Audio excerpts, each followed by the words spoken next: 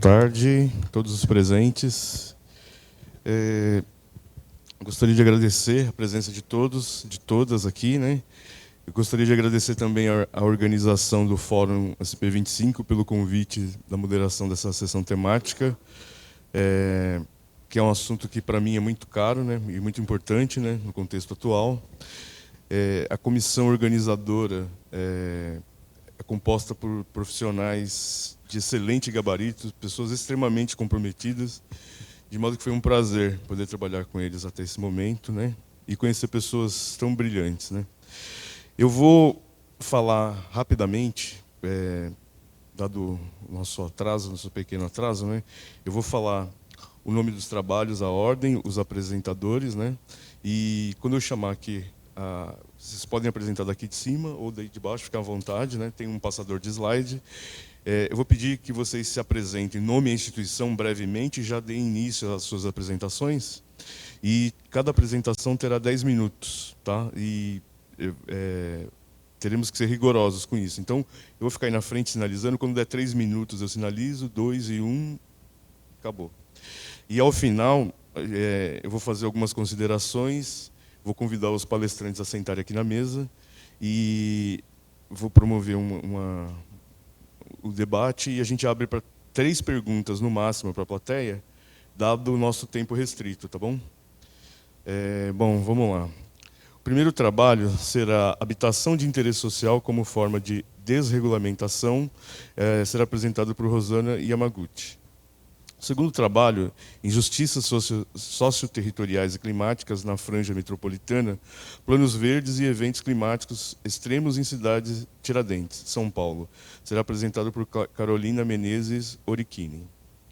O terceiro trabalho é Locação Social no município de São Paulo, Balanço e Perspectivas de Reformulação. Será apresentado por Daniela Perry Rodrigues. O quarto trabalho é Mobilização de Terras Públicas e Remoção de Territórios Populares em Parcerias Público-Privadas de Habitação e Reestruturação Urbana no centro de São Paulo. Será apresentado por Amanda Silber Blake.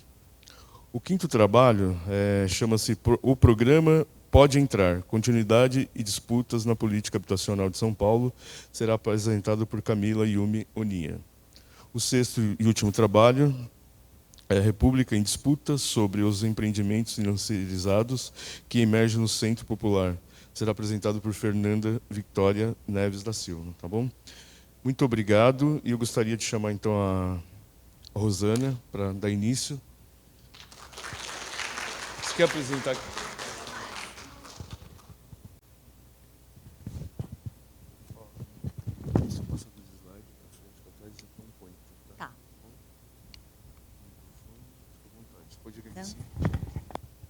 Melhor em cima, será? Você que sabe. Acho que vou ficar aqui que eu fico mais à vontade, gente.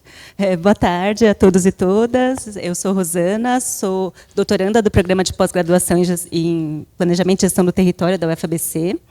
Estudo a produção privada de HIS, com orientação da professora Rosana Denaldi, e também sou arquiteta da Prefeitura de São Paulo. Então, eu vou aqui tratar um pouquinho do meu tema de doutorado, mas trazendo um aspecto dessa problemática do HIS, que tem relação com a fiscalização agora no município, né? Então, um pequeno contexto. Essa produção de HIS, ela foi viabilizada por ações do Estado, né, por uma ampla ação do Estado, tanto no sentido da regulamentação, dos regramentos incentivos, quanto do financiamento subsidiado pelo Minha Casa Minha Vida, né? E, com isso, o mercado estruturou braços no chamado segmento econômico e se apropriou do HIS como uma estratégia da sua atuação, né?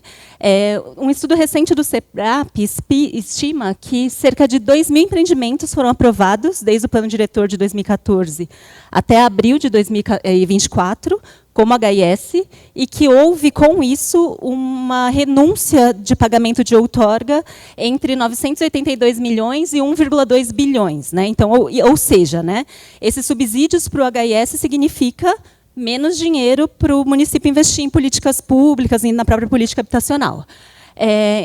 Essa produção, então, que ela tem uma série de incentivos, ela consegue produzir mais, um potencial construtivo maior, ela está sendo feita em todo o território do município, inclusive em localizações caras, como eu vou mostrar nesse artigo, né?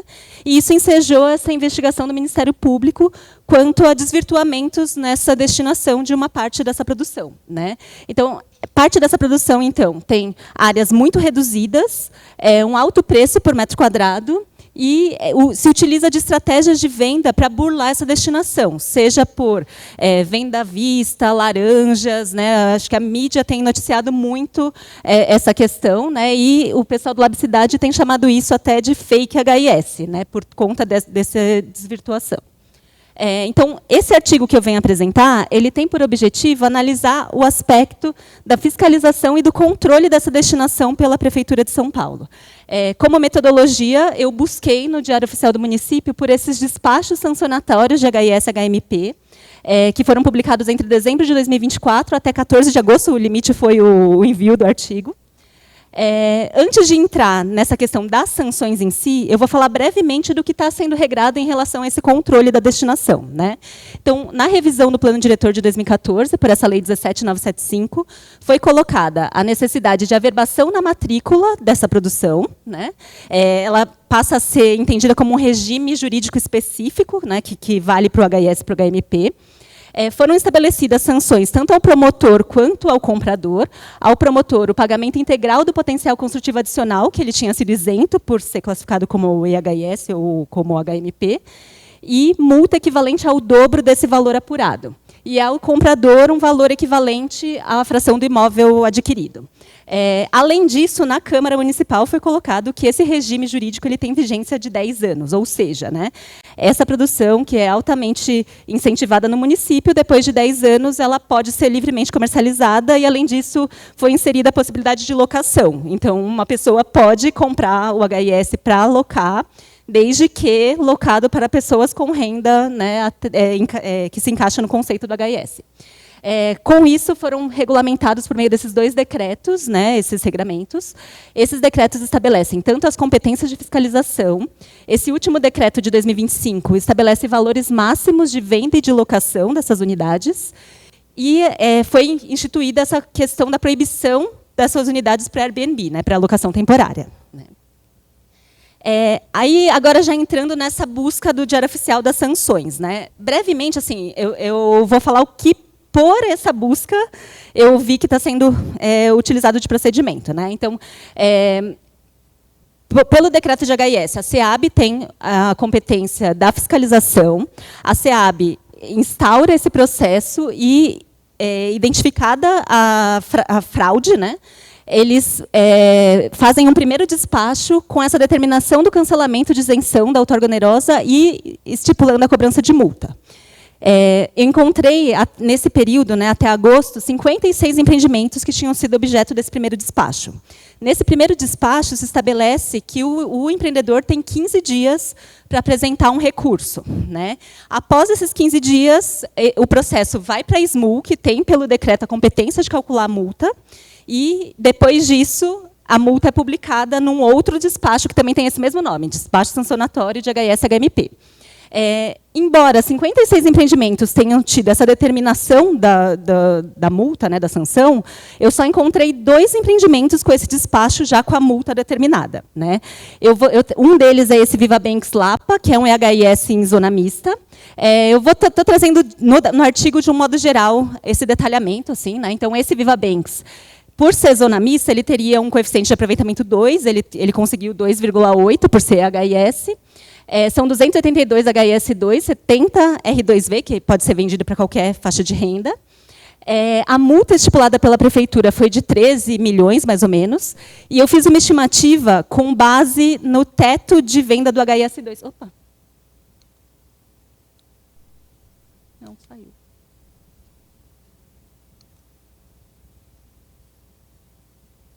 Voltou. Eu vou voltar aqui. Não está. Quando eu volto, ele sai.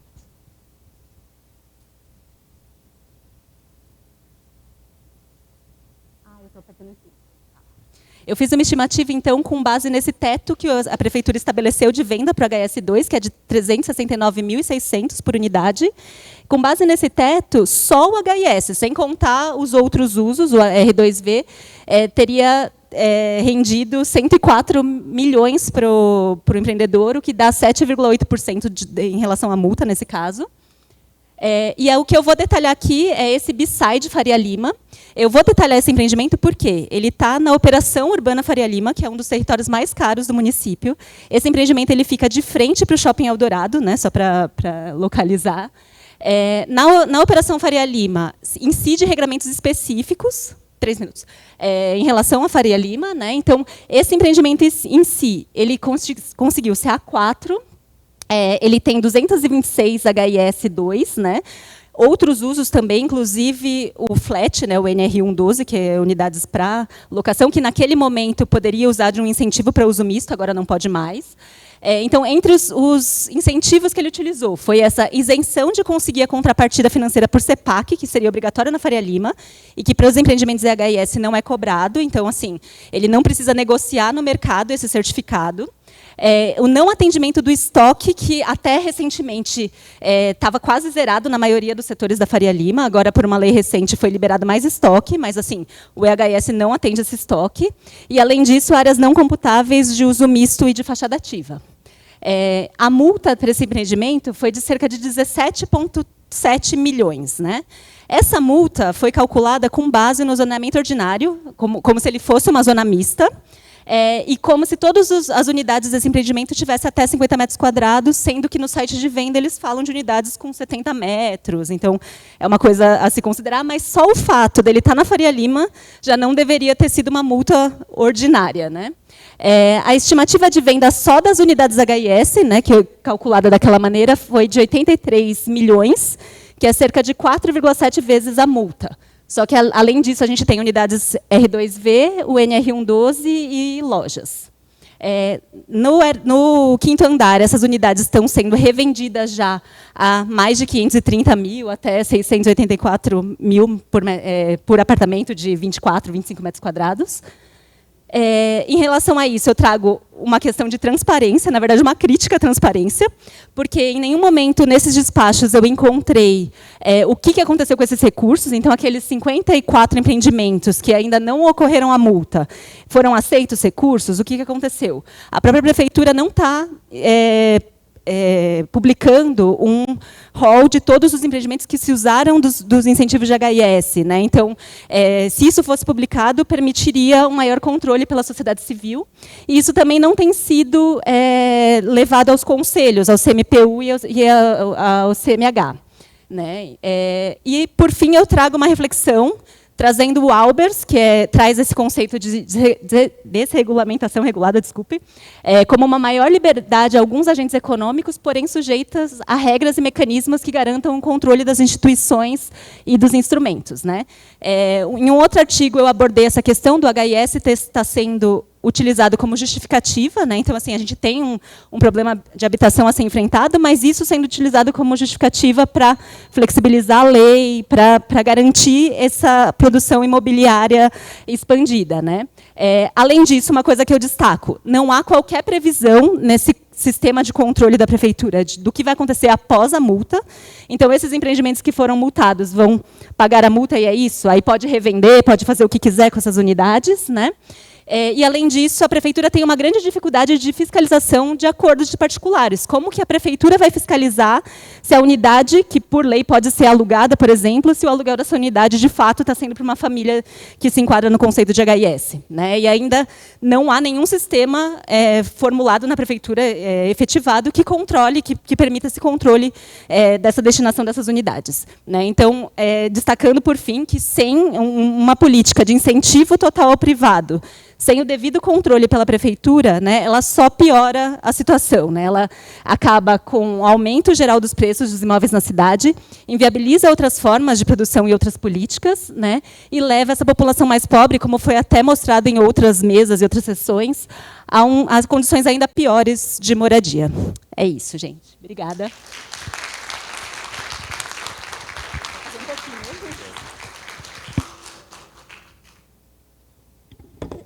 Alô, obrigado. Queria chamar então a Caroline Hernandes Menezes Orichini. Eu queria só corrigir um equívoco aqui. Eu comecei a apresentação, esqueci de me apresentar, né? Eu pedi para ela se apresentar. O meu nome é Leonardo, eu sou aluno de pós-graduação na Universidade Presbiteriana Mackenzie, no curso de Arquitetura e Urbanismo, na linha de pesquisa de Urbanismo. Tá bom? Caroline, por favor.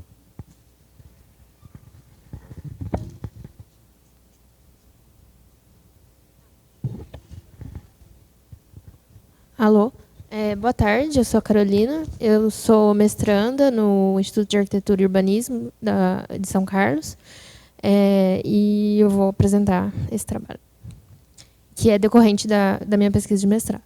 Então, o trabalho ele parte da questão central sobre como esses eventos climáticos eles estão atingindo as diferentes tipologias nessa franja metropolitana, né, e em Cidade Tiradentes, e a partir desses 3 eixos de análise, né, os planos ambientais e climáticos da Prefeitura de São Paulo, o contexto das injustiças climáticas e socioterritoriais, né, junto com a vulnerabilidade socioambiental e os dados de ocorrências empíricas que vêm acontecendo no território. Alguns conceitos que eu venho trabalhando na pesquisa, vou passar brevemente, como o conceito de fronteiras, do Neil Smith, né, entendendo esse território como formado a partir dessa fronteira econômica, e não só geográfica. As franjas metropolitanas, conceituada por vários autores. Os riscos como uma construção social e não como algo natural.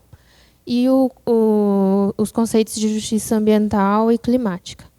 Então, o objeto de estudo é o tecido urbano desse território de Cidade Tiradentes, que é uma área que tem um grande histórico de provisão habitacional estatal, né, pela Coab São Paulo, entre as décadas de 70 e 90, e que exerceu um efeito de atratividade também e de populações para essa área, para além dos conjuntos habitacionais. Então, a população ela foi dando seu jeito e constituindo diversas tipologias de ocupações, o que possibilita a investigação, uma investigação abrangente por múltiplos casos de tipologias, né, habitacionais nessa área. A metodologia desse texto foi a revisão bibliográfica, a pesquisa documental pelos planos e esse método multidimensional de produção cartográfica, né, em que, a partir dos dados do GeoSampa, né, eu cruzei os dados físicos territoriais, as áreas de risco geológico e hidrológico, os eventos climáticos entre 2013 e 2025 e as tipologias habitacionais. E aí, uma segunda parte é a percepção da importância ecológica ou ecossistêmica de Cidade Tiradentes. Porque, por exemplo, o PMMA ele vai apontar que existem 101 fragmentos de vegetação entre as prefeituras de Itaquera, São Mateus e Cidade Tiradentes. E também propõe o corredor ecológico da Mata Atlântica Leste, Fazenda do Carmo. E aí, outro plano, que é o plano municipal, o plano Pavel, né, de áreas verdes e espaços livres, ele indica que, nessa área, cerca de 16% da cobertura vegetal das APPs ainda permanece, né, em comparação com uma outra área de São Paulo, Pinheiros, 2% da cobertura vegetal das APPs ainda está vigente hoje. E, por outro lado, o Plano Clima, ele traz 43 metas de adaptação e mitigação, mas que vão desde a neutralidade do carbono, a redução das desigualdades, mas ele atua principalmente no nível das diretrizes gerais, né? Então, não existe uma territorialização para os distritos, para os diferentes distritos. Então, essas ações, por não serem tão concretas, elas não vão ser tão efetivas, principalmente nessas áreas mais periféricas e nas áreas mais vulneráveis. E aí um pouco desse tensionamento que existe entre a habitação e o meio ambiente é que existe um processo de ocupação dessas áreas verdes, né? Alguns autores, por exemplo, Denaldi e Ferrara, elas vão apontar que vários assentamentos precários eles se instalam na proximidade desses cursos d'água e áreas que são ambientalmente frágeis, né? Por essa somatória entre a vulnerabilidade social e ambiental, né? Então, que são as áreas que essa população conseguiu acessar por uma falta de alternativas, falta de políticas públicas habitacionais efetivas. E isso vai impactar diretamente na resiliência e na capacidade de resposta desses grupos sociais, e conforme esse contexto. E aqui uma abordagem de como vem ocorrendo esses eventos extremos climáticos. Primeiro, sobre as áreas de risco. Elas estão demarcadas, são essas manchas vermelhas e azuis no mapa, né? Em Cidade Tiradentes são 11 áreas demarcadas, que ocupam cerca de 90 hectares. Só por uma comparação, na cidade de São Paulo são 495 áreas, que ocupam cerca de 487 hectares, né? Então, é uma proporção bastante considerável. E aí, sobrepondo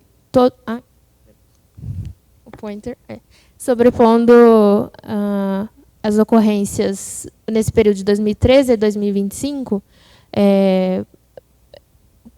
eu contabilizei 119 deslizamentos, 45 inundações e 12 alagamentos, né? E dá para perceber que tem uma distinção entre o que são as áreas de risco, que estão oficialmente demarcadas pela prefeitura, né, que são as manchas, e onde realmente, né, que elas têm uma abrangência bem maior assim, no território.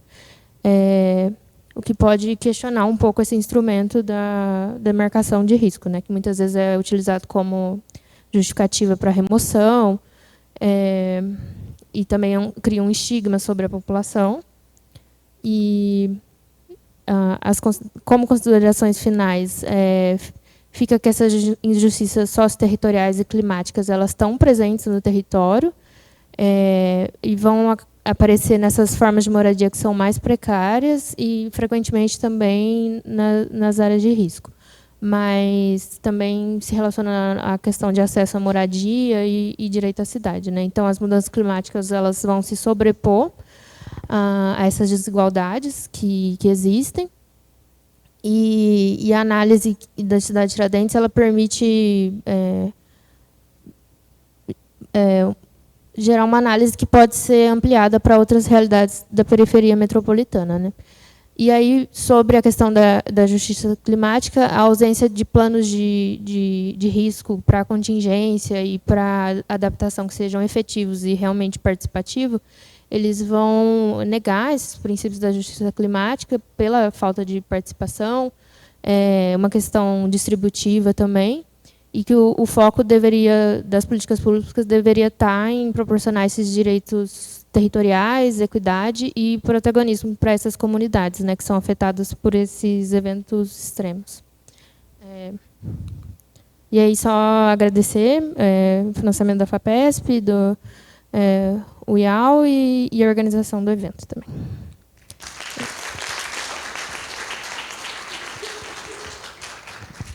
Obrigado, Carolina. Queria chamar a Daniela Rodrigues. Por favor, Daniela. Beleza, obrigada. Oi, gente, boa tarde. Eu sou Daniela.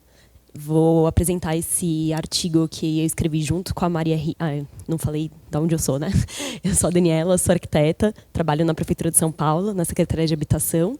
E esse artigo foi escrito junto com a Maria Rita, também da Secretaria de Habitação, e com o Felipe, do Lab Cidade, porque ele é fruto desse trabalho que a gente está elaborando juntos, num acordo de cooperação técnica entre o Lab Cidade, da Faculdade de Arquitetura, da USP, e a Secretaria de Habitação da Prefeitura, no âmbito desse edital da FAPESP de Programa de Pesquisa em Políticas Públicas. E, bom, na verdade, assim, o artigo está dividido em 3 partes. Uma que fala de maneira geral sobre o programa de locação social, a outra que a gente faz um balanço do programa de locação social no município de São Paulo no contexto atual e, por fim, perspectivas de reformulação do programa.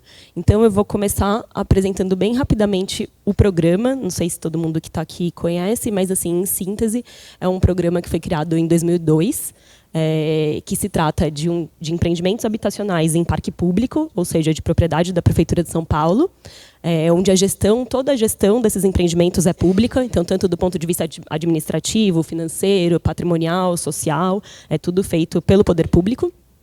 É um atendimento continuado, ou seja, as famílias que são beneficiárias do programa, elas são atendidas de maneira continuada, enquanto elas se enquadrarem nos critérios do programa, elas podem permanecer lá, não tem um tempo determinado.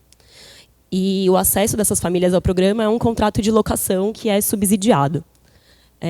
Como é parque público, como eu falei, não pressupõe transferência de propriedade, é um contrato de locação. E a gente tem percebido que é um programa onde as famílias permanecem desde a entrega da unidade. E o público-alvo do programa são famílias de até 3 salários mínimos, mas elas podem permanecer no programa até 6 salários mínimos. Então, elas acessam até 3, mas se elas subirem de renda, até 6 elas podem permanecer. E tem prioridade de acesso para famílias com vulnerabilidades, por exemplo, idosos, população em situação de rua, deficientes e moradores removidos de áreas de risco ou insalubridade. Então, em linhas gerais, essa é uma síntese do programa. Que hoje está composto por 7 empreendimentos, que são esses 7 listados aí, que totalizam 937 unidades. Então, pensando na escala do município de São Paulo, é um programa muito pequeno, né, com uma escala de programa piloto, apesar de já ter aí mais de 20 anos da sua implementação, ele é ainda muito pequeno. E esses 2 primeiros, aí, o Parque do Gato e o Olarias, estão com esse asterisco, eles representam mais de metade aí, né, do parque público, e agora que eu vou passar para o contexto atual do programa, eu vou explicar por que a gente chamou atenção para eles 2. Então, aqui, para caber nos 10 minutos, a gente fez um exercício de já fazer um balanço do programa, apresentando as perspectivas de reformulação meio ao mesmo tempo. Tá? Então, aí nesse mapinha, ó, a gente tem todos os empreendimentos que existem no programa, em amarelinho, que são aqueles 7 que eu mostrei no slide anterior. E os 2 que estavam realçados, o Parque do Gato e o Olarias, estão com esse realce vermelho em volta. Eles são 623 unidades, portanto, eles são mais da metade do programa, e hoje eles estão num processo de desvinculação do programa, ou seja, eles vão deixar de fazer parte do parque de locação social e a gente vai transferir a propriedade para as famílias beneficiárias. Então, isso ainda é um processo que está em andamento, mas se concluído, quando concluído, a gente vai perder aí mais da metade do nosso parque de locação. E as demais bolinhas em vermelho são unidades que foram planejadas para compor o parque de locação, mas não foram implementadas até o momento. Então, isso demonstra aí uma dificuldade que a gente tem ao longo desses mais de 20 anos de consolidar e de expandir o programa de locação. Muitas mudanças de contexto, que acho que eu vou falar um pouquinho nos próximos slides, a gente entende que acabaram por reduzir a aderência desse programa na agenda pública, tanto é que o nosso cenário hoje é de retração desse parque, ao invés de ampliação. Então, a gente fez uma síntese aqui por eixo de análise, a gente organiza o nosso trabalho em 5 eixos de análise, que são produção, gestão, acesso e permanência, são 4, né? Não são 5. E aí a gente fez uma síntese aí do balanço por eixo e também das perspectivas de reformulação. Então, no que diz respeito à produção dessas unidades, desses empreendimentos, a gente percebe que, ao longo desses 20 anos, todos os esforços de implementação desses empreendimentos dependeram de financiamentos nacionais ou internacionais. E isso foi uma coisa que mudou muito para a conjuntura atual. Então, hoje, o município destina muito recurso para a produção de unidades, sem depender de financiamentos nacionais ou internacionais. A gente trouxe esses 2 exemplos, que é o programa Pode Entrar e a PPP do município de São Paulo. Então, hoje a gente sabe que o programa Pode Entrar é um dos maiores investimentos da prefeitura, ele só fica atrás do recapeamento. Falei nada. Esse programa, na lei, ele prevê a destinação de 20% dos seus recursos para a alocação social. E hoje ele tem aí cerca de 40 mil unidades em obra, 70 mil contratadas, e até o momento nenhuma delas foi destinada para alocação, apesar de ter essa previsão legal. E a PPP Municipal da Habitação, que a gente tem cerca de 3.000 unidades em obras, cerca de 20.000 contratadas, e também tem uma previsão contratual de que 15% dessas unidades poderiam ser adquiridas pelo Poder Público Municipal. Mas não está havendo destinação em nenhum desses 2 programas de unidades para locação social. No que diz respeito ao acesso das famílias, os altos subsídios que são previstos na implementação do programa, eles justamente visavam garantir que as famílias de menor renda pudessem acessar e conseguir moradia nas áreas centrais. Acontece que, nesses 20 anos, com Minha Casa Minha Vida, com o programa Pode Entrar, a gente tem percebido que o financiamento da casa própria ele se tornou, muitas vezes, mais acessível do que o contrato de locação social. Então, acho que esse é um exemplo dessa mudança de conjuntura que faz o programa perder a aderência na agenda pública. E aí a gente trouxe esse exemplo assim, bem simplista, para caber no tempo aqui, mas que mostra que o Minha Casa Minha Vida, mais ou menos 10% da renda é o valor necessário, né, para você acessar a parcela do financiamento, ou uma parcela mínima de R$80, que pode ser 0, quando a família é beneficiária de Bolsa Família ou de BPC. No Pode Entrar, de maneira parecida, 15% da renda, com uma parcela mínima de 150, podendo ser reduzida para 80. E no Locação Social, essa parcela que a família paga de locação e não de financiamento, ela não necessariamente tem relação com a renda da família, e sim com o valor que a prefeitura investiu naquela unidade. Então, a família vai pagar pelo menos, a depender da renda dela e da composição familiar, 10% do que foi investido na unidade. Ou seja, tem uma lógica de retorno desse patrimônio como se a gente estivesse comercializando a unidade, sendo que, na verdade, é um programa de locação. E acho que trouxe esse exemplo para mostrar que, por isso, ele acabou ficando menos acessível do que o próprio financiamento. E, por fim, com relação aos eixos de gestão e permanência. A gente percebe muita descontinuidade na gestão do programa e ela é sempre justificada pelos altos subsídios. Então, a gente escuta muito que é um programa muito caro do ponto de vista da gestão. E também o trabalho social, que ele é continuado, diferente lá na transferência de propriedade, que a gente faz um trabalho social por até 2 anos. Esse trabalho social na locação ele é continuado. Também se escuta muito a justificativa dos altos custos e a gente também tem muita dificuldade de interlocução intersetorial para a realização desse trabalho social. Só que hoje também uma mudança para o contexto atual, e aí voltando a falar da PPP Municipal de Habitação, hoje o município está comprometido a destinar muito recurso para a PPP da Habitação, que prevê uma prestação de serviço continuada por 20 anos. Então, hoje talvez já não faça muito sentido a gente dizer que a locação social representa um custo muito alto de gestão, porque a gente se comprometeu com um custo muito alto de gestão dessas 20.000 unidades da PPP pelos próximos 20 anos.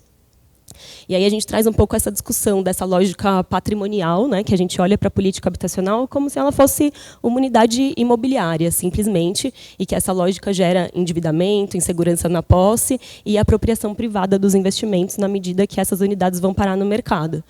Na contramão de uma lógica da gente olhar para a moradia como se ela fosse um equipamento público, ou seja, um atendimento habitacional continuado, articulação com outras políticas, que é um pouco o que a locação social pretende.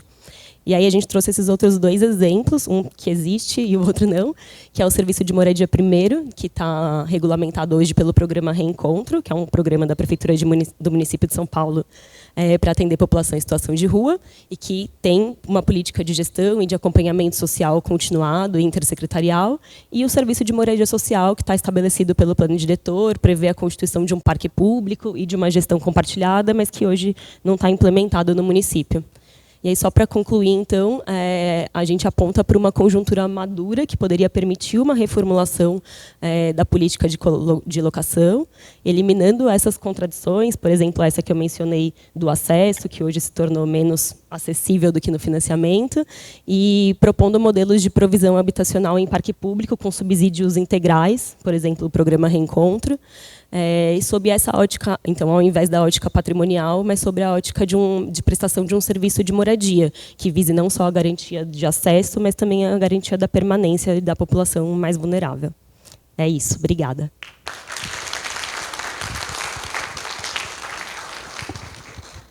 Obrigado.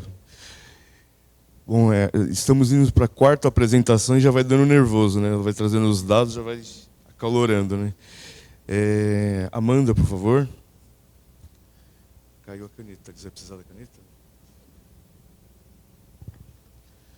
Obrigado, Amanda. Ó, para frente, para trás, aqui eu ponho. Tá ótimo.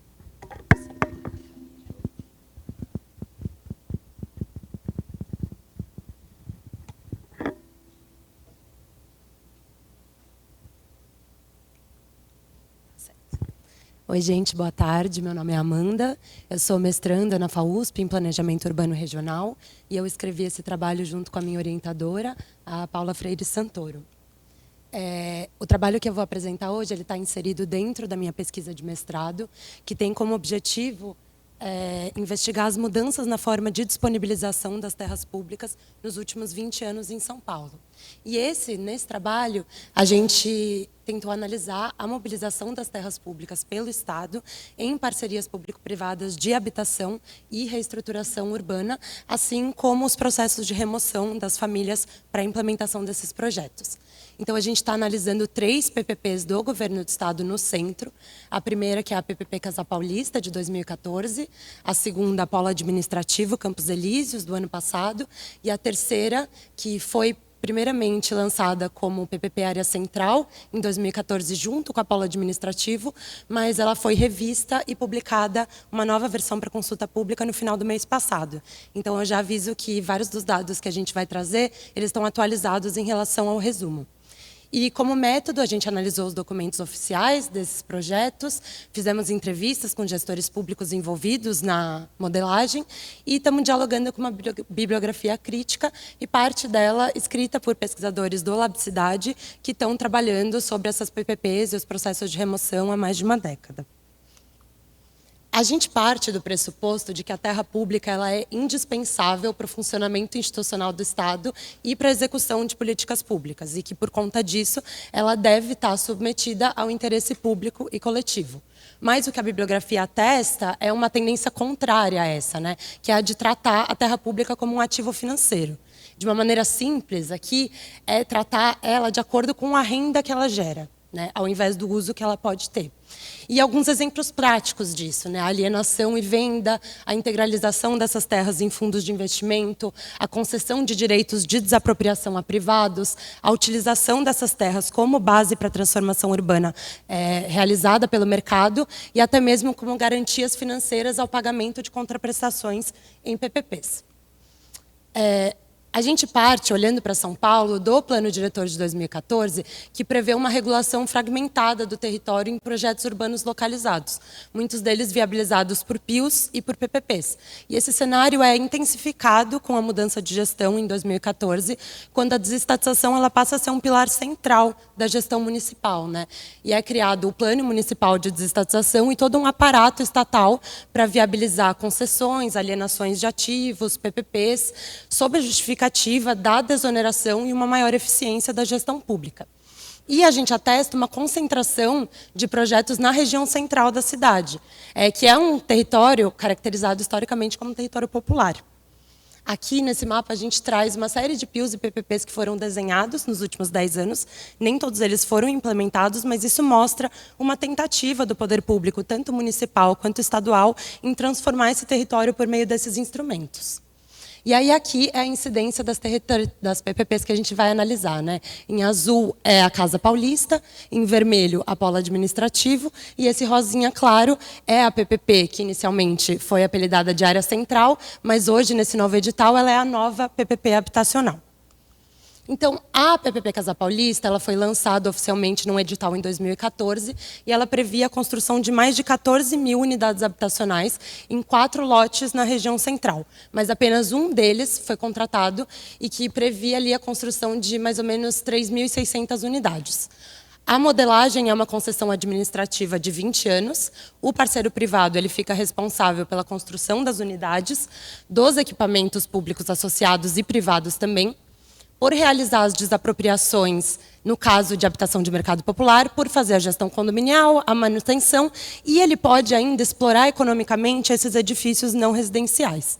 O poder público ele fica responsável por ceder as terras, então áreas públicas para a construção de habitação de interesse social, e pelo realizamento de um pagamento de uma contraprestação mensal pelos serviços prestados pela concessionária, né? E caso o governo do estado não consiga pagar essa contraprestação, a Companhia Paulista de Parcerias ela entra como uma fiadora e ela pode utilizar fundos de um fundo de investimento imobiliário que é composto, entre outros ativos, por terras públicas. E o que aconteceu de fato, né? Esse lote 1 ele era para ter sido implementado na Barra Funda. E o Poder Público inicialmente apontou uma série de áreas públicas, né, para serem implementadas, mas por conta de vários embrólios fundiários, a implementação aconteceu nos Campos Elíseos, em áreas que já haviam sido desapropriadas para o projeto Nova Luz, que não saiu do papel lá em 2011. E eram áreas que estavam ocupadas por pensões e cortiços, e desde 2017, 190 famílias foram removidas. A gente acha que esse número é um pouco maior. E os empreendimentos começaram a ser construídos, e em 2022, só 20 dessas famílias foram convocadas para o atendimento, e 10 delas tiveram acesso ao financiamento negado por não se enquadrarem nos requisitos formais para o financiamento. Aí, 10 anos depois, no ano passado, é lançada a PPP Polo Administrativo Campos Elíseos, que ela tem como objetivo transferir a sede do governo do estado para o centro de São Paulo. Então, em março, sai o edital da PPP, um concurso público para um projeto preliminar de arquitetura e urbanismo e um decreto de utilidade pública que demarca uma série de quadras a serem desapropriadas. E como esse mapa mostra, são quadras consolidadas e ocupadas, muitas delas por pensões e cortiços, e algumas delas são demarcadas como ZEIs. Então, elas deveriam garantir a permanência e a finalidade habitacional dessas quadras, né, dessa população que ali mora. Isso gerou muita indignação e o movimento popular fez um pedido de impugnação ao edital e o governo do estado respondeu usando 2 argumentos centrais, né, na legislação urbanística municipal. Que o zoneamento de 2016 dispensa a construção de HIS em ZEIs se for para um uso administrativo do estado. E a revisão do Plano Diretor de 2023 agrava isso mais ainda, retirando a obrigatoriedade de um plano de urbanização e da formação de um conselho de ZEIs, num caso desses, né, de construção de edifícios institucionais do Estado. O concurso seguiu. Aqui, à esquerda, é a área de satélite atualmente, né, que mostra as quadras consolidadas, e esse foi o projeto preliminar vencedor, que mostra uma tábula rasa e realmente uma reconstrução total desse território. E o que vai acontecer com as famílias que ali residem, né? Inicialmente, aquelas 2 PPPs elas foram lançadas juntas, e a ideia do governo do estado era que as famílias removidas fossem atendidas pela PPP habitacional. Mas a Polo Administrativa andou sozinha.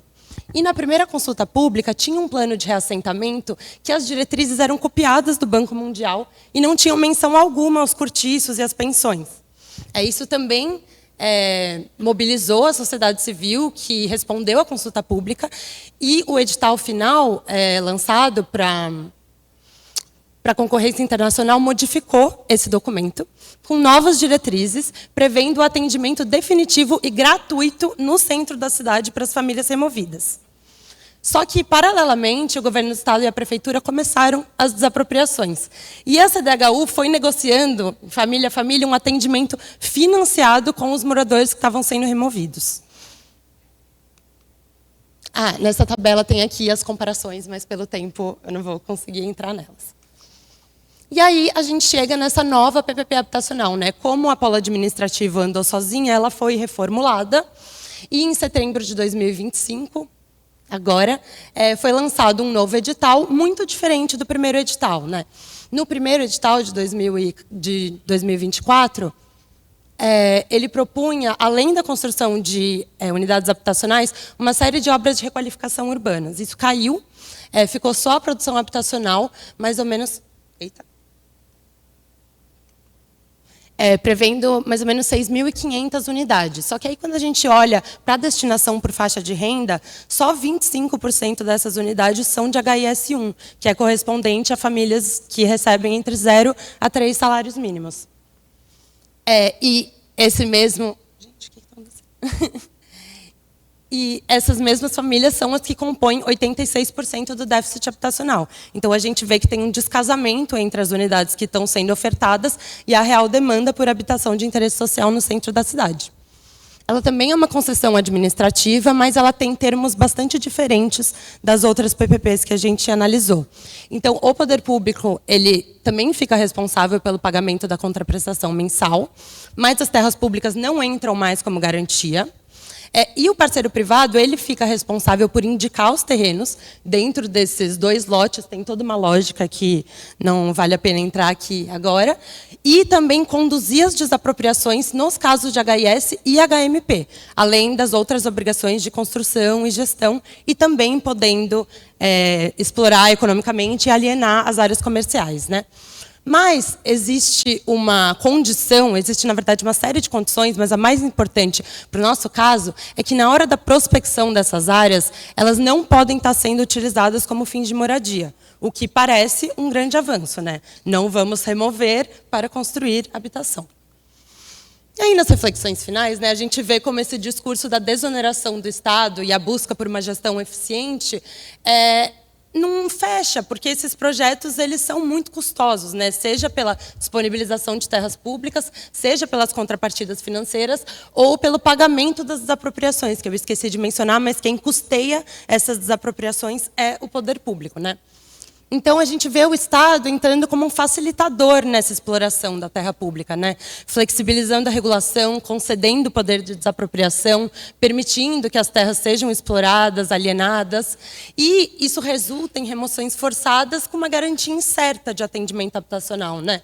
As unidades habitacionais projetadas não atendem a maior parcela do déficit, e o caso da PPP polo administrativo com essa confusão nas possibilidades de atendimento e uma remoção acontecendo enquanto o edital garantia que essas famílias não seriam removidas antes do começo da PPP e que elas teriam um atendimento gratuito. E a nova PPP habitacional, ela parece apresentar avanços nessa garantia de permanência, mas o histórico de remoção dos projetos apresentados, ele deixa dúvidas, né? Tanto a PPP Casa Paulista, que usou terras que já tinham sido desapropriadas com populações removidas, quanto esse caso mais recente, faz com que a gente pense nessa lógica, né? Quando não sobrar ninguém, ninguém vai precisar ser removido. Então, se a gente remover antes da implementação do projeto, não vai ter mais ninguém para remover. E é isso. Muito obrigada.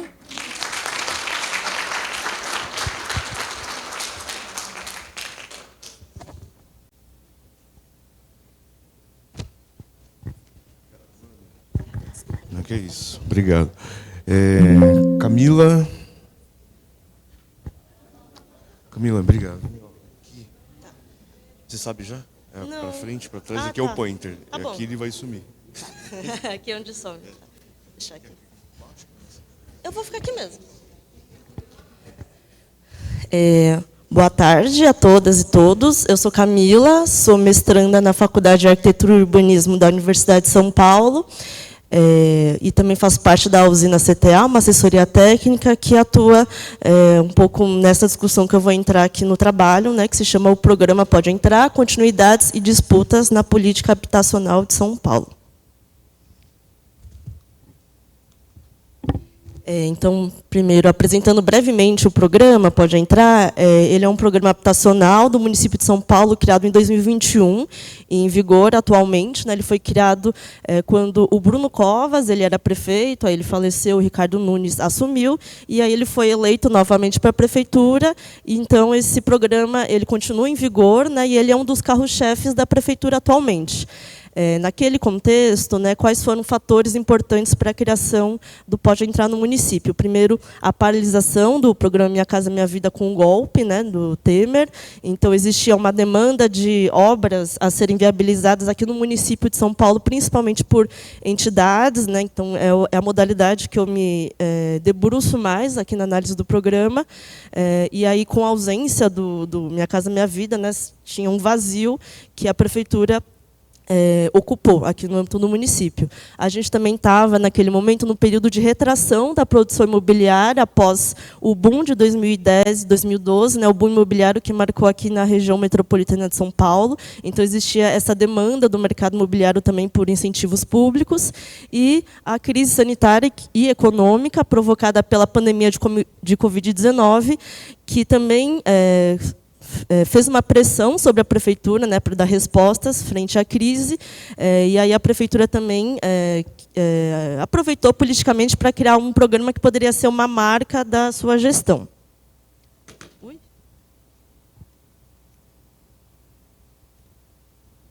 O programa, né, então, ele foi formulado a partir da modalidade entidades.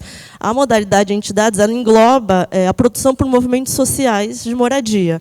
E ela se deu no âmbito do Conselho Municipal de Habitação, que é um conselho formado, é um conselho participativo, né, paritário. Então, fazem parte representantes dos movimentos sociais, que muitos são entidades que atuavam pelo Minha Casa Minha Vida e passaram a atuar no Pode Entrar, também representantes da sociedade civil, então, desde universidades, as próprias assessorias e sindicatos do meio da construção civil incorporadoras, e a própria prefeitura. Então, a própria formulação do programa, né, ele já indica esses limites porosos entre os agentes, né? Então, isso é uma expressão utilizada por esses autores quando eles estavam analisando essas entidades que atuavam no Minha Casa Minha Vida. Então, que já indicam esse rearranjo de um campo de forças entre esses diferentes agentes, né, estão produzindo habitação e também na luta por moradia. O Pode Entrar, ele também herda muitas características do Minha Casa Minha Vida, né? Então, Minha Casa Minha Vida ele teve interrompimento, ele voltou na terceira gestão do Lula, mas ele não está com aquela produção, né, que foi prometida. Então, aqui no município, o Pode Entrar tem uma importância grande, e aí, analisando todo o desenho normativo, a operação do programa, a forma de funcionamento, ele é uma cópia do Minha Casa Minha Vida, modalidade entidades, então coloca como esse programa, né, o Minha Casa, como um consenso mesmo nesse modelo de produção habitacional. Tem algumas novidades, não pode entrar. Uma delas é essa modalidade de aquisição, que nunca tinha sido implementada como política pública, que a prefeitura compra unidades produzidas pelo mercado. Então, o mercado ele decide localização, todo o processo produtivo, também a arquitetura, né, das unidades, e a prefeitura compra. Então, é como se todos esses momentos que o âmbito público poderia decidir, e mediar, e controlar, fiscalizar, ele é cedido para o mercado privado, né? Então, o Pode Entrar, ele herda lógicas, mas ele também coloca novas formas de funcionamento. Então, um pouco focando nas entidades organizadoras, né? Quem são elas? Elas são figuras técnicas jurídicas criadas com a finalidade de recebimento de um financiamento. Elas englobam, né, os movimentos sociais, então esses sujeitos históricos na luta por moradia, que defendem a autogestão associada ao mutirão como um projeto político, né, de organização popular, e também pela disputa da reforma urbana, isso desde a década de 80, mas o que foi se vendo ao longo dos programas, né, então as entidades organizadoras elas se consolidaram no Minha Casa Minha Vida, que várias organizações, né, de diversas finalidades e características foram se habilitando dentro das entidades organizadoras por essa característica técnica e jurídica que ela se coloca, né, para possibilitar as transações financeiras e a produção da unidade habitacional como mercadoria. Então, algumas pesquisas anteriores, né, já foram analisando essas entidades no âmbito do Minha Casa Minha Vida e viram essa diversidade de organizações e de intencionalidades políticas que foram se conformando como entidade organizadora. Aí eu tentei fazer aqui um paralelo para tentar colocar. Então, inicialmente a gente tinha os movimentos sociais e associações, né, que reivindicaram então esses programas a partir pautando a autogestão, a agenda da reforma urbana e a formação de sujeitos políticos que vão, então, reivindicar coletivamente a moradia, e as entidades organizadoras que têm outras características, né? Então, são figuras mais técnicas, jurídicas, abstratas, desterritorializadas e mais próximas aos agentes de mercado. Então, na prática, o que se viu é que as entidades organizadoras foram se afastando dessas características, né, que marcam esses movimentos sociais. Aí, olhando um pouco mais para as entidades no Pode Entrar, né, que estão atuando agora no município de São Paulo. Então, hoje, a gente tem 29 obras na modalidade, 5 por autogestão, 24 por cogestão. A maioria das entidades elas são criadas antes do Minha Casa Minha Vida. Então, Nesse mapeamento, que foi feito também a partir de apresentações do Conselho Municipal e também pesquisas em redes sociais das entidades, o que se constata é que essas entidades, elas geralmente são mais antigas, né? Então tem pouco espaço, mas existem algumas organizações que entraram no Pode Entrar e passaram a produzir moradia, mas, no geral, são entidades mais antigas. Algumas entidades, elas se tornam máquinas de produção de unidades habitacionais, principalmente as que adotam o modelo de cogestão. Então, na tabela, é uma lista, na verdade, das construtoras que atuam nessa modalidade do entidades.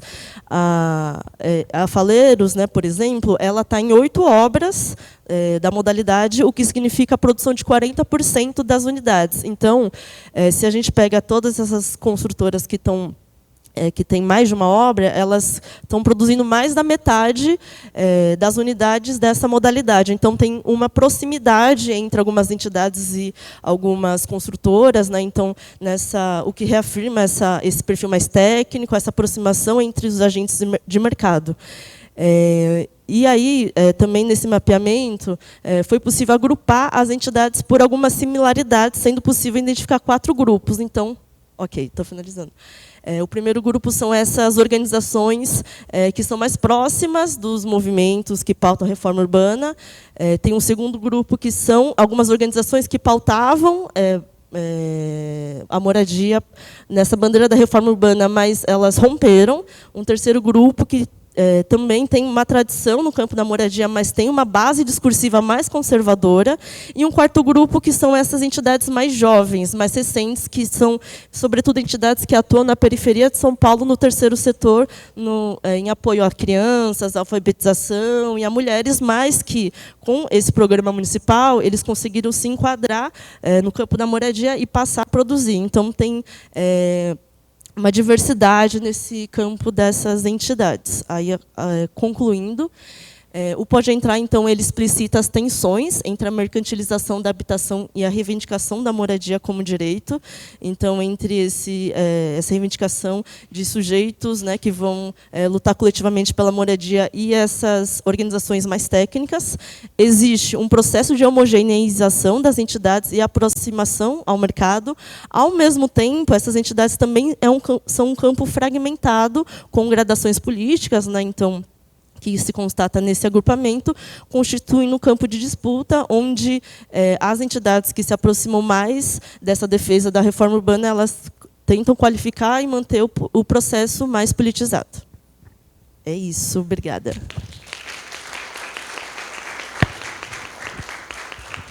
Obrigado, Camila.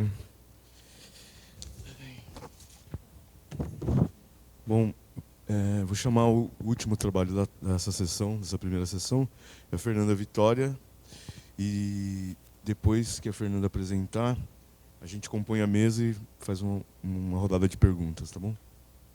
Fernanda.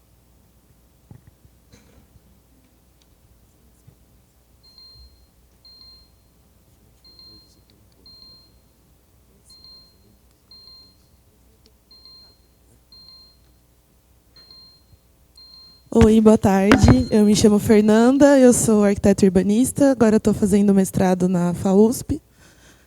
E vou apresentar esse artigo que faz parte do desenvolvimento do mestrado que eu estou fazendo. Bom, a investigação que eu trago, né, aqui para o fórum hoje, ela tem o intuito de olhar, né, para as transformações que estão acontecendo no centro de São Paulo, provocadas pela retomada do capital financeiro e imobiliário no centro. Então, enfim, a gente pode observar, né, que tem um momento de hiato, né, da produção imobiliária no centro de São Paulo, principalmente ali na República, na Sé e na Luz, que encerra ali no final dos anos 70, e que agora, né, a partir dos anos 2010, tem tido vários empreendimentos novos, produzidos por, enfim, construtoras incorporadoras de capital aberto, que eu vou explorar um pouquinho aqui. Dentro disso, então, é possível refletir um pouco, né, enfim, necessário, inclusive, sobre as estratégias de valorização e desvalorização da terra urbana nesse espaço central. E aí, para isso, eu estou abordando 2 casos, né, um que são os empreendimentos feitos para alugar nesse território, que eu estou caracterizando aqui depois. Ixi, agora eu nem apertei nada. Eu aperto no meio? e alguns empreendimentos também do programa Requalifica Centro. Então, eu começo partindo, né, dessa ideia da valorização, desvalorização e valorização, enquanto um processo em que, atualmente, no centro, a gente está nessa etapa, né, saindo da desvalorização para essa etapa de valorização, entendendo que a desvalorização também é um processo que demanda gestão e trabalho, principalmente dessas fronteiras, assim, né, que são geridas pelo Estado, muitas vezes com intervenções violentas, policiais, vinculadas a projetos de intervenção imobiliárias, que acho que, enfim, muitos já foram até abordados aqui hoje, né, nesse seminário. Assim. Então, nisso, é possível, enfim, partir da noção de degradação do centro, né, que, segundo Vilaça, ela vai mascarar esse nome de degradação, de coisas que mascaram os processos de produção desse espaço, que tem a ver com a mudança do local do investimento público e privado na cidade durante grande parte do tempo desse ato de produção, né? Então, as elites param de produzir no centro de São Paulo, vão produzir aí Avenida Paulista, Faria Lima, etc. E isso que faz com que o centro, né, ele tenha essa visão de ter sido abandonado por esses investimentos públicos e privados. E agora, nesse momento de virada da desvalorização para valorização, essas regiões, enfim, bairros como Bexiga, Brás, República, Sé, Luz, enfim, Glicério até, são regiões que são, ao mesmo tempo, consideradas um centro velho, que tem essas características que ele chama de abandonados, né, mas são regiões que, enfim, têm uma vida popular, de mercados populares, de moradia popular, e, ao mesmo tempo, são alvos de intervenções capitaneadas pelo capital financeiro imobiliário. Então, existir essas duas coisas ao mesmo tempo faz com que exista uma disputa recorrente assim, no território agora, né? Enfim, e aí, ao mesmo tempo, essas regiões que ficam marcadas como regiões velhas, abandonadas, o popular ele fica com esse estigma, né, essas etiquetas de territórios que são ilegais, que são permeados por criminalidade. E isso também serve para justificar essas ilegalidades que o Estado vai fazer para gerir, né, esse processo de desvalorização da terra, e também vão colaborar para a justificativa da passagem das políticas públicas, né, de grande fatia delas, para o capital financeiro imobiliário. Então, pelo discurso, né, de que vai melhorar, de que vai aumentar a segurança, de que vai aumentar o valor da terra ali, é desconsiderado toda a existência das pessoas, das manifestações culturais, históricas que existem ali. Então, uma parte que eu abordo, né, nessa pesquisa é entender essa produção que ela é voltada para o aluguel no centro e o impacto que ela tem na cidade nos inquilinos. O que eu estou chamando de empreendimentos construídos para alugar são empreendimentos que eles podem ter esse intuito de forma muito direta ou indireta. Então, ele pode não ser um edifício multifamily que está estampado na cara que vai ser para alocação, para Airbnb, mas eles têm algumas características em comum que eu associo a esse ideal de feito para alugar, né? Então, a pequena metragem, os estúdios têm apartamentos de 10 a 40 metros quadrados, a presença de unidades não residenciais para hospedagem, alguns edifícios que têm propriedade corporativa multifamily, mas não são todos, edifícios que eles já são entregues, inclusive, com mobília pronta para morar, similares à hotelaria, e alguns edifícios que também já são entregues com o que eles chamam de equipamento smarts, então, fechadura eletrônicas, lavanderias da Omo, enfim, vários usos que são vinculados à ideia, né, de que esses empreendimentos eles são viáveis para serem colocados no mercado de locação temporária. E aí, nesse sentido, por um lado, né, esse tipo de produção ele facilita o que alguns autores chamam de operação híbrida.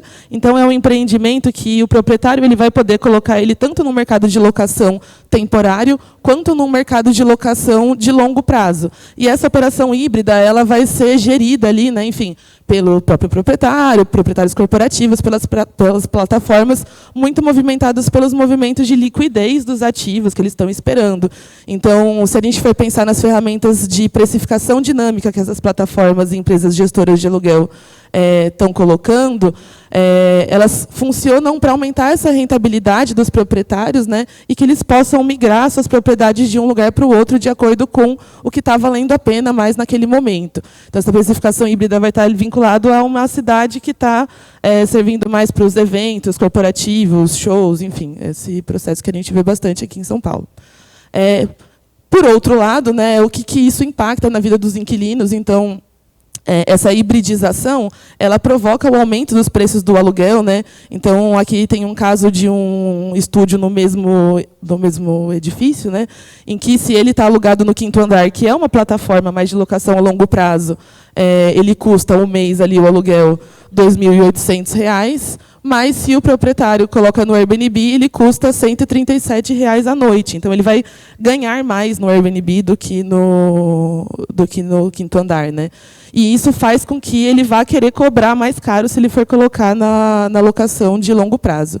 Isso também faz com que reduza a oferta de moradias, né, no aluguel de longo prazo, então disponibiliza menos apartamentos para as pessoas morarem, e logo enfraquece a segurança locatícia, muda um pouco a relação, a dinâmica, né, entre inquilinos e proprietários também.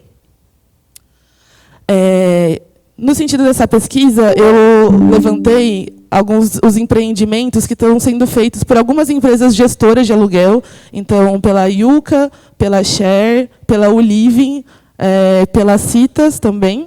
E aí tentei enxergar a concentração, né, desses empreendimentos. E aí, a maior parte deles se dá na linha amarela aqui, né? Está meio fraquinho, mas a linha amarela do metrô. E aí, muitos aqui vinculados à República, que é a parte menos nobre, vamos dizer assim, da linha amarela, ou seja, onde a terra está mais barata. Então, olhando para isso, esses empreendimentos feitos pelas empresas gestoras de aluguel, eles estão concentrados na linha amarela e não em outros eixos de transporte, né, como a gente poderia imaginar da relação do plano diretor ali, que dá esse incentivo, né, sugerindo uma relação entre esse tipo de produção e o local do próprio setor do capital que a produz. Aí o eixo da Faria Lima, enfim, descendo mais para as partes mais nobres da linha amarela, onde se concentram as sedes, as fintechs, os fundos imobiliários que estão financiando esse tipo de produção. E aí, passando um pouco para o outro caso, brevemente, que é em relação ao programa Requalifica Centro, enfim, que está ali colocando uma série de incentivos fiscais e edilícios, como isenção de IPTU e de vários impostos municipais, mas também o aporte de até 25% de custos de obras, né, voltados para empreendimentos de retrofit. Nesse programa, a Prefeitura disse que, quando ela fez os chamamentos públicos, que 60% dos recursos do programa iriam para a habitação social, né, 1 e 2, e 15% para o HMP. E aí, num levantamento que eu comecei a fazer, numa análise, né, então foram 27 organizações construtoras e incorporadoras habilitadas, mas dessas 27, só 2, que é o MSTC, Movimento Sem Teto do Centro, e a Habita SP, que é uma empresa que faz um retrofit vinculado à PPP da Coab, são claramente de HIS. Todas as outras 25 não são claramente de HIS, e tudo indica que não são nem perto de HIS, né? Então, casos como o Edifício Renato, o Edifício Virgínia, empreendimentos que estão sendo produzidos por fundos de investimento imobiliário, e outros que não têm nem a ver com habitação diversos, né? Enfim, de uso de hotelaria, e o Copan, que tem a ver com requalificação dele mesmo, né? Então, para encerrar, algumas considerações finais é que, como a gente já estava percebendo aqui hoje, né, nesse debate, as políticas públicas elas estão sendo redirecionadas, né, esse investimento muito voltado para o capital imobiliário privado, rentista, e que não está sendo direcionado, de fato, para as habitações sociais, nem para os movimentos, né? Então, uma coisa que me gerou estranhamento é olhar para um programa que trata de retrofit, que tem um repasse tão pequeno para movimentos sociais, movimentos de moradia, que, historicamente, são os que denunciam e formularam muitas políticas que têm a ver com o uso, né, social dessa propriedade. E acho que uma coisa também, quando eu olho para a parte dos empreendimentos feitos para alugar, muito se fala sobre a necessidade de regulamentação do Airbnb, enfim, como que isso é um agravante, né, no risco desses empreendimentos. Mas acho que uma consideração também que eu queria trazer é que também precisa ser, para além da questão da regulamentação, trazido o imaginário de outras políticas públicas, de outras disputas feitas para movimentos sociais, inclusive mais avançadas do que a própria regulação, né? Então, de fato, o repasse do recurso para os movimentos, para que exista um controle popular de plataformas, do programa de locação social, enfim, são algumas considerações que eu queria trazer para a gente pensar em avançar mais sobre esse debate.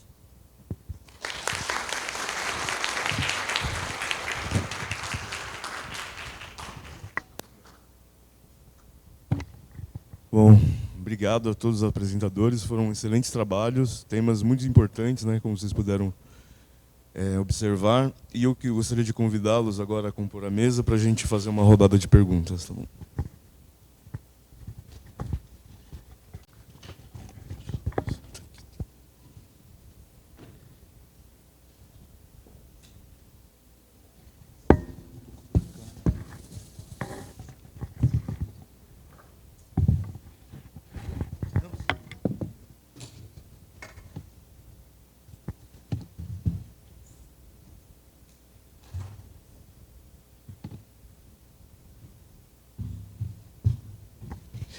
Bom, enquanto eles estavam apresentando, a cada apresentação me subiu um calor aqui de inquietação e inconformidade, né? Acho que vocês também, né? E aí, eu já vou... Enquanto vocês pensam nas perguntas, eu só queria fazer uma breve reflexão aqui, que é o seguinte. Todos os trabalhos e os tópicos que foram apresentados aqui já é nosso conhecido desde a graduação, né? Eu, desde do ensino médio, que eu estudo Milton Santos e questões relacionadas à questão de moradia e direito das populações vulneráveis, né? E eu fico muito feliz que esses temas foram muito bem tratados aqui, tem pessoas muito competentes estudando e pesquisando, e pessoas interessadas, né?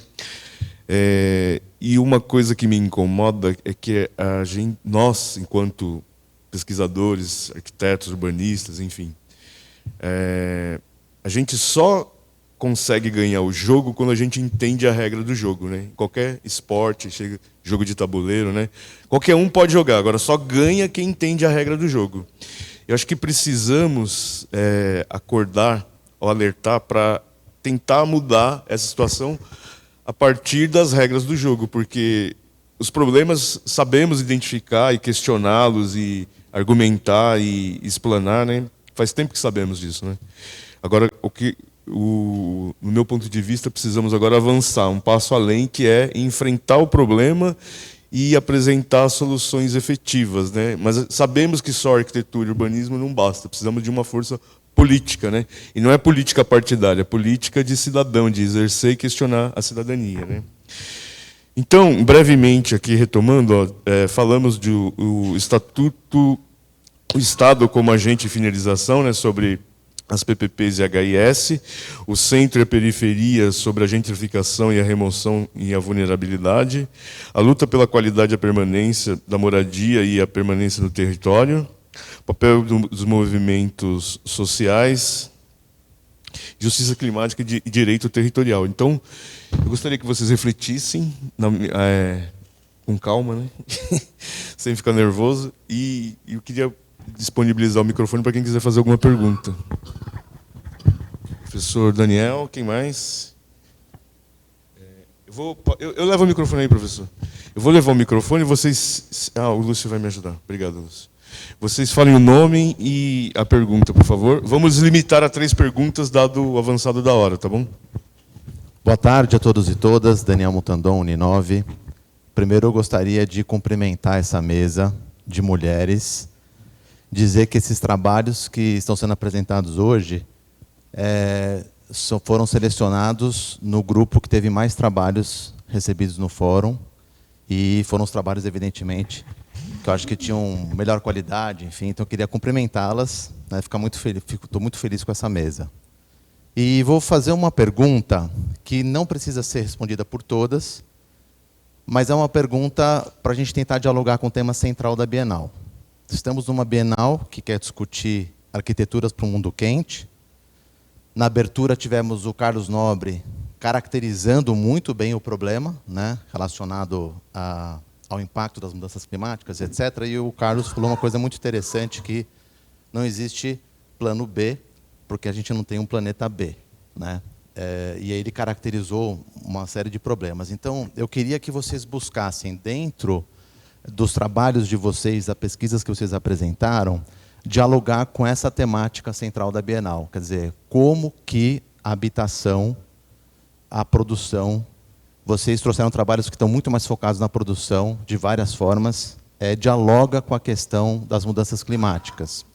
Lembrando, né, que na abertura do circuito urbano, recentemente, a Ana Cláudia Rosbach, diretora executiva da ONU Habitat, elegeu como tema central para o ano que vem, de 10 anos da nova agenda urbana, justamente a centralidade no tema da habitação, mesmo com todos os outros temas relevantes das questões urbanas. Então, se possível, vocês dialogarem um pouco com isso na medida do possível. E, mais uma vez, parabéns aí pelos trabalhos.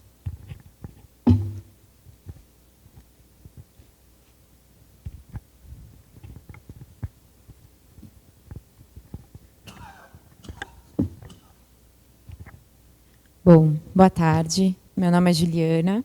Eu sou assessora da bancada feminista na Câmara Municipal. Sou assessora da CPI da HIS e da Frente Parlamentar Ambientalista por Justiça Climática. Então, vocês imaginam por que eu estou aqui também. Relaciono essas duas temáticas importantes. Queria, como o Daniel, parabenizar essa mesa de mulheres. Fico muito feliz de ver trabalhos tão qualificados aqui. E aí eu queria primeiramente fazer um convite e depois fazer uma pergunta, né? O convite é que a gente está discutindo justamente, né? Bom, na CPI todo mundo está acompanhando aqui na imprensa, etc. Estamos disponíveis. Na Frente Ambientalista por Justiça Climática, a gente está discutindo justamente o Plan Clima da cidade, né? Que está sob processo de revisão nesse momento. E eu queria trazer duas perguntas que a gente está se fazendo lá para cá, para a gente refletir um pouco e pensar juntos, né? A gente está olhando para o Plan Clima, né, e pensando se essas metas elas estão no caminho, né, na direção da justiça climática. Né? Eu acho que o trabalho de vocês aqui pontuou em diversas políticas centrais da habitação que não. Né? Então, a reflexão para a gente pensar, e aí eu queria que a gente pensasse juntos aqui com o trabalho de vocês, qual é o caminho, então, né? Por onde a gente deveria ir quando a gente olha em todas essas políticas habitacionais, como a gente garantiria a justiça climática dentro de um território tão grande e tão povoado como a cidade de São Paulo, né? E aí também fazer esse convite para quem tiver, para quem quiser e tiver disponibilidade de participar também, trazendo as colaborações para que a gente coloque isso também em discussão no Legislativo paulistano, né? Então é isso. Obrigada. Mais alguém?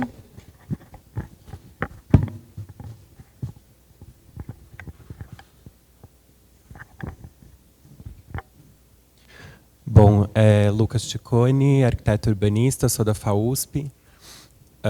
Primeiro, eu gostaria de endossar também os parabéns. Eu acho que é uma mesa que tem um fio condutor, né? Que, basicamente, um trabalho foi só endossando o trabalho anterior.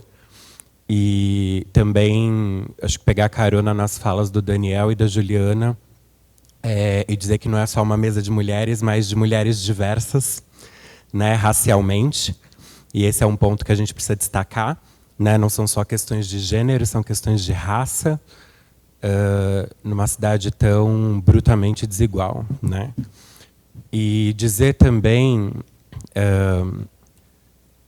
que os trabalhos eles me fazem pensar, e de uma maneira extremamente pessimista, no quadro que a gente se encontra, e eu também sou muito crítico a pensar o que a Bienal, de fato, está propondo, porque não é só um mundo quente. O que a gente está discutindo aqui, a gente está discutindo há décadas. São os mesmos problemas. Né? E aí fica até a pergunta, né? se vocês concordam ou discordam, porque para mim são os mesmos problemas. A gente ainda não tem banheiro, né? A gente não tem habitação adequada, os empregos se concentram sobretudo nos mesmos lugares, os investimentos financeiros são nos mesmos lugares, né? Claro que é evidente que a gente tem, né, uma atualização de algum processo ou outro, mas quando a gente vê, né, um trabalho enfrentando Cidade Tiradentes, todo esse montante de investimento financeiro que tenta higienizar o centro de São Paulo, um desmonte de políticas habitacionais tão consolidadas, né, mas que vão perdendo força aí, né, nas últimas gestões, e aquele mapa, né, da concentração de calor, né, dessas questões de financiarização, né, e o eixo ali da Rebouças, né, linha amarela, né, quadrante sudoeste, né, Flávio Vilaça já falou isso em 1998. A gente está em 2025 e a gente ainda fala pouco, né, sobre esse poder institucional, né? E ontem e antes de ontem a gente também está rememorando tudo isso. Então eu gostaria de ouvi-las a respeito, né, das perspectivas de vocês e considerando, né, que são mulheres tão diversas, né, com origens diversas também. Acho que é um ponto relevante para a discussão. E obrigado e parabéns.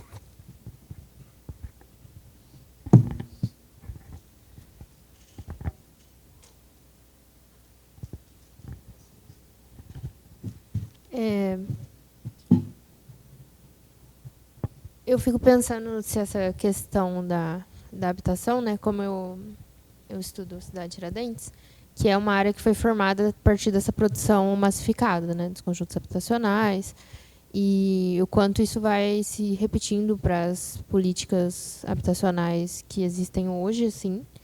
E em relação à mudança climática, eu entendo que só vai ter um agravamento, né, pelas questões de uma intensificação desses eventos extremos, e que essa política, não sei, estou tentando responder as 3 perguntas juntos, a intensificação desses eventos só vai piorar as condições de habitabilidade, que já, em muitos casos, não são boas, e quando isso é feito de um modo que não é participativo, não inclui as pessoas e as demandas delas, eu acho que não tem como atingir essa justiça climática, né?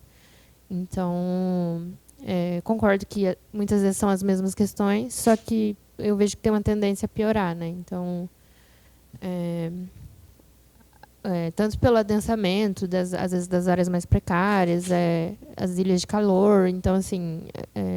E são as áreas mais vulneráveis também, né? Então, eu acho que é uma questão que só tende a agravar, assim. Então, parece que é um desafio que vai aumentando. Ao mesmo tempo que a gente continua lidando com as mesmas questões há décadas, vai ficando mais difícil, né? Então, eu acho que...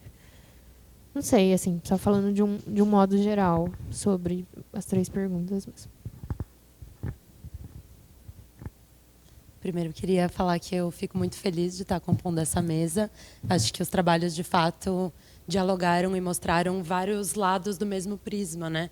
E como você bem colocou, Lucas, é um prisma bem antigo e que as questões, elas se repetem, são os mesmos problemas, mas a gente vê uma roupagem cada vez mais complexa, né? A financiarização, as gestões de aluguel, as gestoras de aluguel, as PPPs, assim. Então, embora os problemas sejam antigos, eles estão se tornando cada vez mais difíceis de ser resolvidos, né? Então, acho isso importante de pontuar.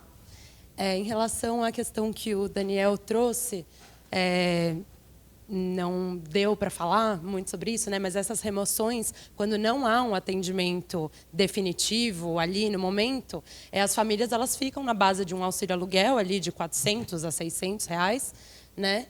E que muitas vezes as forçam de sair da região central da cidade e acabar ocupando áreas de risco, né? Então, eu acho que essas remoções, sem uma garantia de permanência ali, no momento, elas também têm um efeito que agrava as condições climáticas, né? E tudo que está sendo discutido aqui.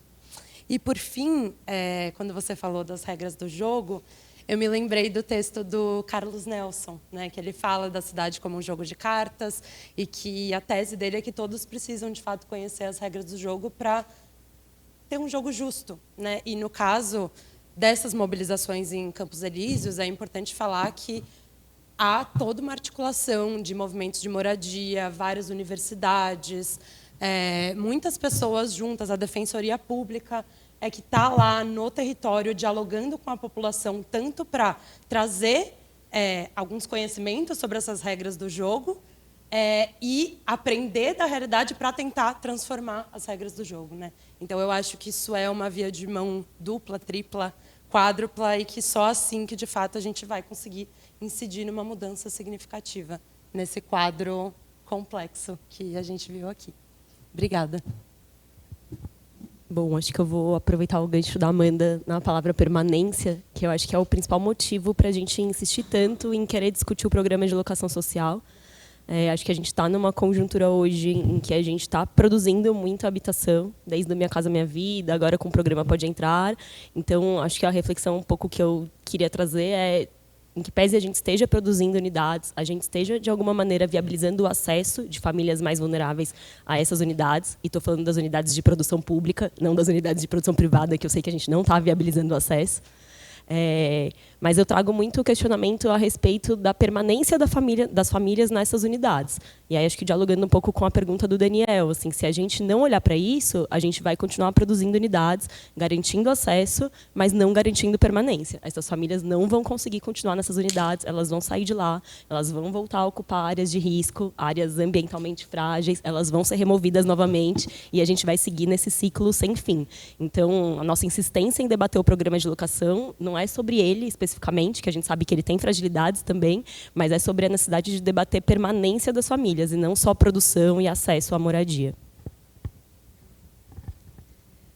Eu também, só reforçando, também muito feliz de estar aqui nessa mesa com trabalhos tão bons e que formam esse contexto que é muito amplo e muito complexo, de fato.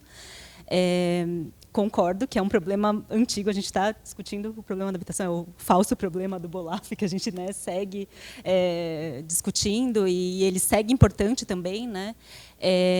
E só que ao mesmo tempo é isso, assim, né? Acho que concordo com a Amanda, assim, o problema está ficando cada vez mais complexo, as disputas estão cada vez mais perversas, de certo modo, né? Então, que eu consigo, acho que, colaborar, já endosso todas as falas, né?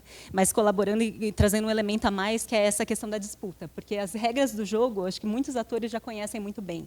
A questão é que o jogo do poder que está por trás disso está cada vez, não sei, mais, né? A gente passou agora recente no município, por revisões e revisões de lei que foram feitas, tipo, a toque de caixa, colocando um monte de jabuti, assim, um processo que, no âmbito do executivo, ele é muito cobrado em termos de o tanto de participação que tem que ter, audiências, né, processos públicos, e no âmbito do legislativo, ele está em números, assim, eles falam assim, fizemos não sei quantas audiências, essas audiências são feitas, muitas vezes, na hora do almoço, são feitas, sabe, tipo, os substitutivos, que são o que, de fato, vão valer e o que vão ser aprovados, só são apresentados na hora de ser votados praticamente, né? Mesmo a gente, como arquitetos, acho que a maioria aqui, que conhece a linguagem que é muito complexa dessa legislação, mesmo a gente tem dificuldade de aprender o que está por trás de cada artigo, cada vírgula, cada parágrafo que é colocado, acrescentado, retirado, né? Então, acho que isso é uma coisa que cada vez mais, eu, como também servidora pública, né, tenho sentido de um modo muito perverso, né? E com isso, a gente vê toda uma habitação, uma política que é importante, né, essa produção de habitação, e que poderia ter, de fato, assim, uma produção de mercado que, de fato, auxiliasse com essa diminuição do déficit, mas que, de maneira alguma, vai conseguir atender, e concordo, assim, sem a gente discutir outras formas que não seja posse, né, que não seja propriedade, a gente não vai conseguir resolver esse problema, né? E aí, cada vez mais apostando em incentivos, em coisas que o mercado tem muito interesse, porque isso depois é área vendável, né? É lucro, na prática. E a gente, assim, está, sei lá, tentando achar uma solução, e até respondendo um pouco a Juliana, que é da Câmara. Juliana. É um pouco isso, assim, né? Eu acho que nenhuma solução vai ser simples, mas também simplesmente apostar nesses programas. Tipo, eu acho que é importante ter pode entrar aqui e tal, mas só, né, uma política que é também no regime de propriedade, nada disso vai ajudar a resolver esse problema que é enorme no município. Né? E aí, colocando um pouco, respondendo o que o Daniel colocou, é isso, assim, né? Na prática, tudo leva assim, as famílias mais vulneráveis de todas, que não vão conseguir, né? O que deveria ser para atendê-las está sendo, de fato, para investidores, para Airbnb, para uma série de outras coisas, e elas cada vez mais têm menos possibilidades, menos alternativas, e cada vez está mais precário para uma parcela da população. Então, acho que é um pouco colocando essa questão desse modo, assim, né? Eu acho que é importante, assim, até colocando assim, né, a resistência, né, tanto de movimentos quanto no legislativo, só que cada vez mais, assim, eu nunca tinha visto, por exemplo, derrubarem veto a uma lei municipal, como aconteceu agora na Câmara, e hoje a gente tem uma lei que é uma coisa assim, eu estou assim abismada, que é difícil de aplicar e com coisas assim que não tem justificativa no âmbito do próprio plano, das diretrizes que são dadas, né? Então, eu só coloco esse fator. Assim, o conhecer a regra do jogo, a gente conhece, mas hoje o jogo está sendo manipulado de uma forma que me deixa muito abismada e muito chocada e triste. Assim, né? E eu não sei o que a gente, como arquitetos, pensando na política pública, a gente pode fazer com isso a partir de agora. Acho que eu vou pegar desse gancho da reflexão da regra do jogo também.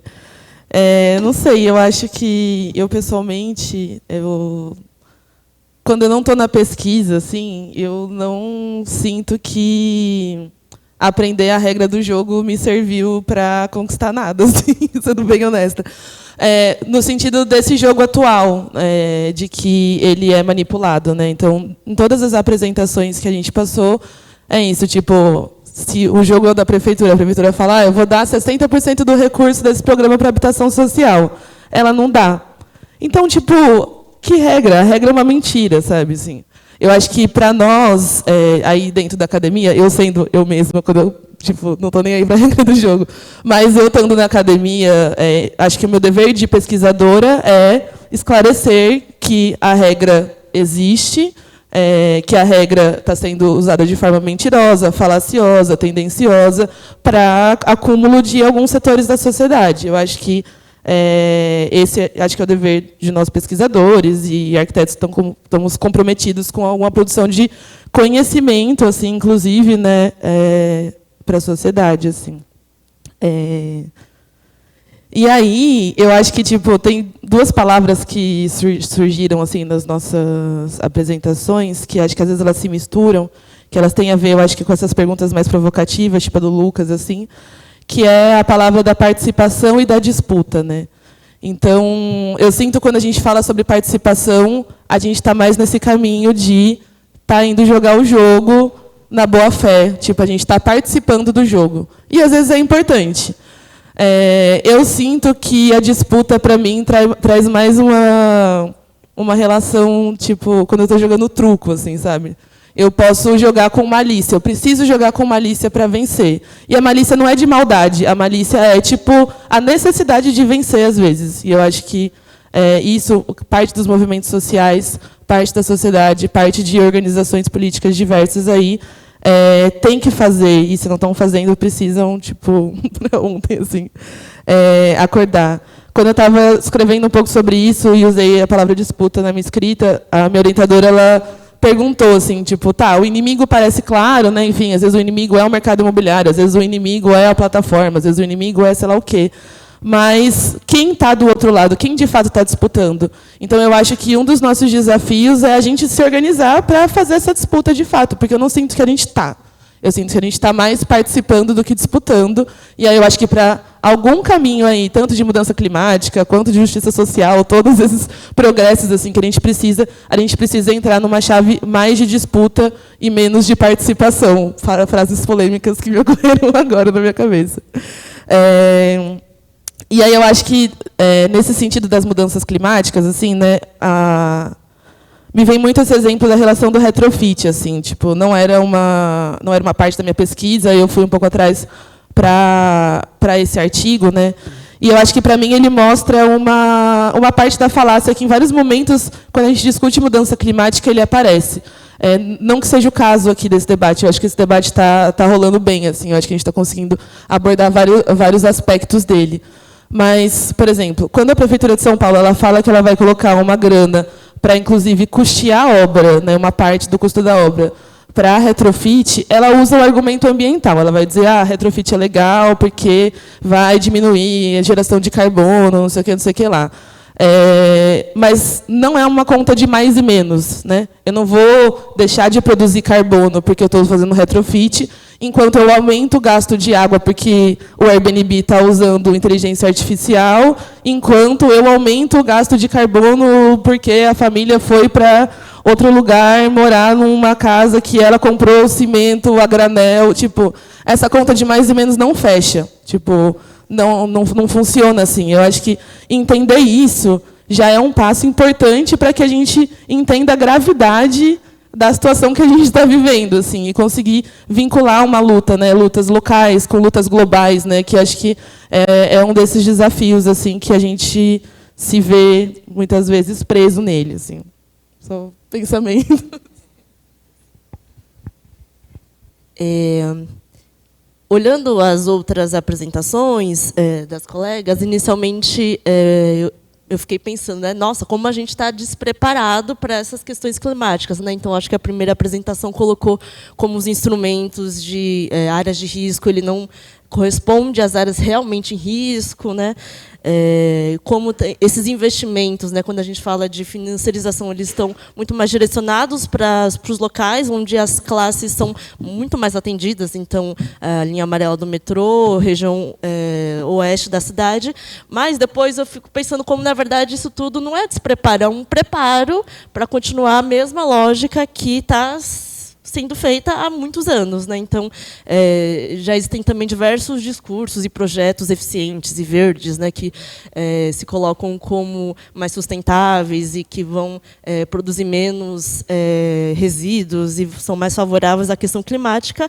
Inclusive, tem muitos incentivos públicos, né, e esses projetos acabam se vinculando também a muitas expulsões ou remoções e geralmente estão em áreas mais valorizadas, né? Então, eu acho que, quando as perguntas vieram em torno das questões climáticas, eu também me lembrei de algumas coisas, porque lá no um dos movimentos de moradia que a gente acompanha, ele tem um dos projetos, ele está muito próximo de um polo petroquímico, né, no extremo leste da cidade, que produz vários resíduos, que é uma mega empresa, que muito provavelmente está ligada a uma revisão no plano diretor por conta de mudanças recentes, e como isso vai super contra a construção, né, de uma habitação de interesse social, porque se eles ficam responsáveis por uma moradia social, por algum dano que ele pode causar a essa população, a empresa tem que ressarcir, e isso não é favorável aos lucros, né?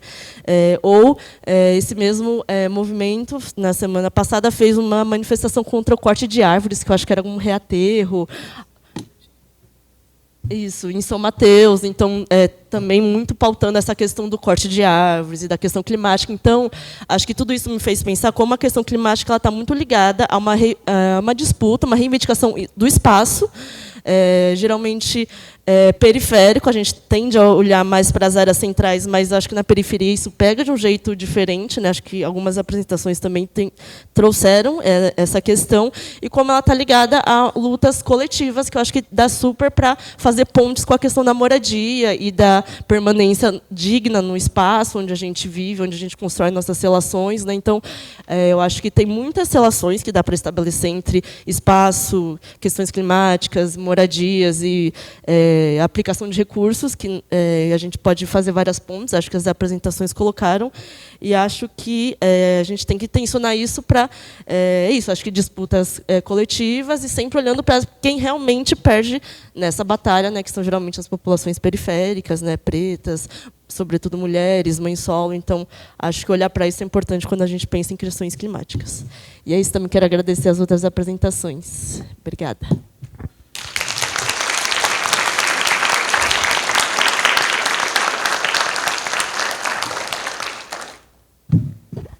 Bom, Se ninguém tem mais nenhuma pergunta, eu vou encerrar essa sessão, agradecendo mais uma vez a todos os presentes. Foi muito importante a participação de vocês e, de novo, agradecer às apresentadoras. Ótima qualidade dos trabalhos, ótima discussão. Eu espero que essas reflexões aqui, elas tenham sucesso no desenvolvimento da pesquisa de cada uma de vocês, né? E na reflexão de todos os presentes aqui, para que possamos construir uma sociedade melhor, mais justa e equitativa, tá bom? Muito obrigado.